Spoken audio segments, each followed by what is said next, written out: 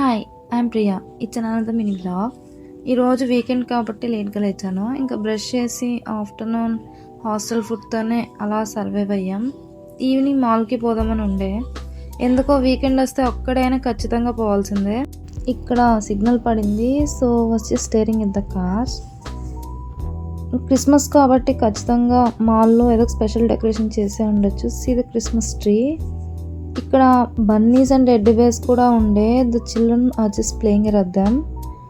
నాకు కూడా దగ్గరికి వెళ్ళాలని ఉండే, బట్ ఇంట్రోట్ కాబట్టి అలా దూరం నుంచి చూసి హ్యాపీ అయిపోవడమే.